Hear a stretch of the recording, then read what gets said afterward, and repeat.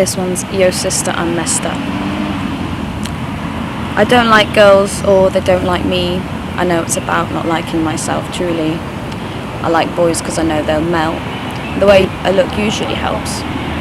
The intimidation and comparison that women have to go through is an invisible battle hidden unconsciously, so we find it hard to reroute towards the healthier solution.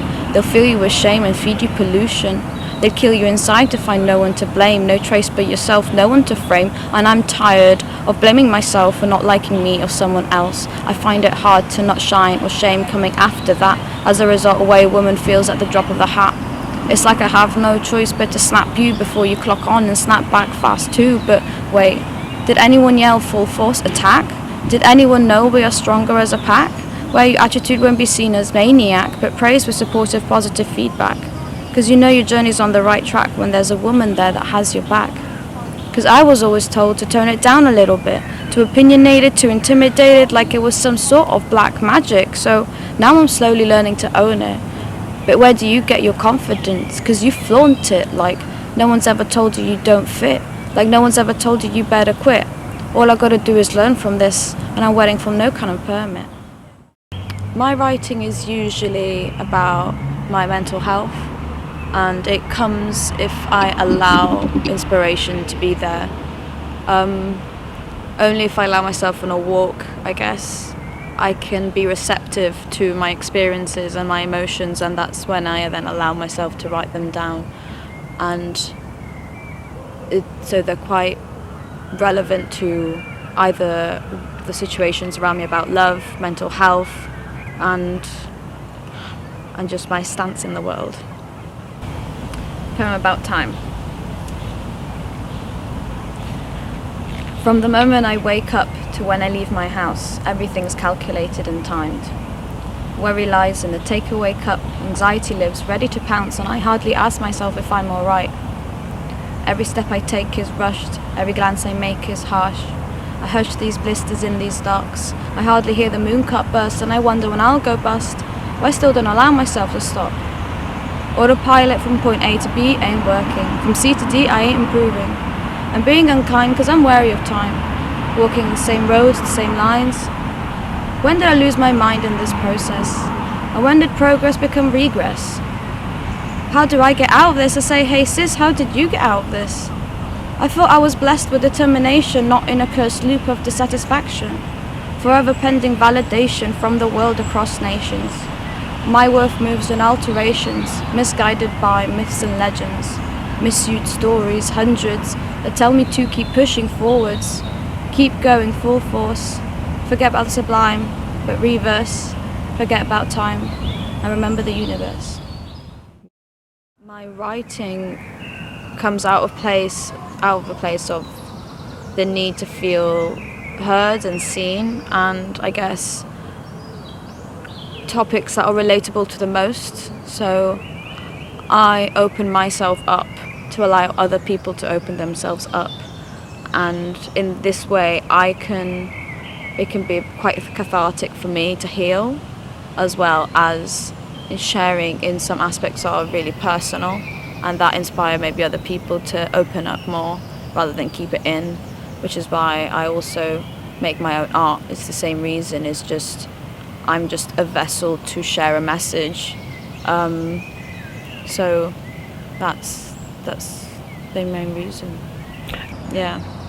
And I don't think that my practice is necessarily about venting. It's about being really connected to a state that needs to be expressed or let out or explored. And I feel that I'm constantly trying to recenter myself into being receptive and being able to listen to this state where I hear messages and I want to allow them to just flow without stopping and questioning them. As well with my art, I have the images, I have the words that are kind of whispered, and that's why I use the word I'm the vessel, is because sometimes I'm the one making them, but they've come through somewhere that is not all me, which is why I feel that my work is connected to everyone else. because it's maybe a message that someone else needs to hear rather than me. As a community artist, I feel full when other people feel full, which is why this is the only thing that makes my work feel worthy, I guess. I don't want to just write good things or make pretty things. I want that moment where someone else is letting go of an idea that they can't make, and me being part of that journey. So that's when I feel part of this life cycle that is necessary for the whole community to grow and for the whole world to grow and to change society for the better. And it can only be done through the arts. So I want to keep being in the process of everyone else healing, being part of it, and maybe there's a part of me that helps with their aspects. And I relate because I feel pain as well. So I think as long as I keep it real, in a sense, and as long as I remind myself that how painful it can be to open up and to express something, I think the members of the community see that. So it's about being genuine. And as long as I keep being genuine and keep being myself, I form a natural connection with the community. It makes me feel happy by making other people happy. Temple of Peace.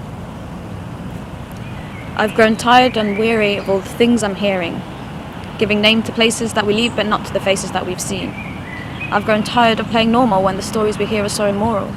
A continent, a state, giving a name to a place just so we can relate to the customs and uses.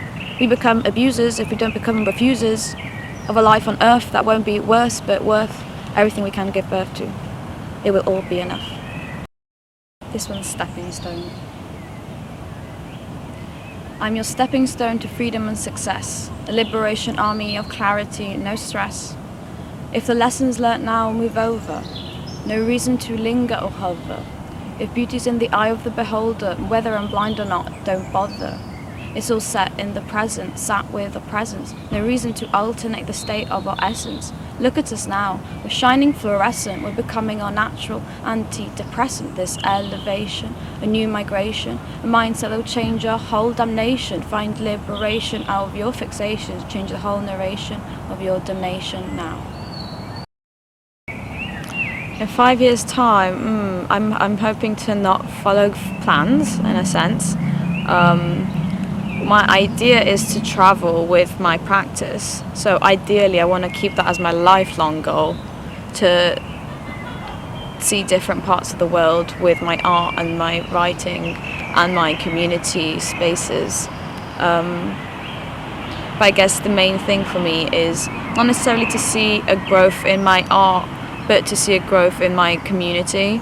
And I see myself as being part of that and being the entrepreneur that I feel I am.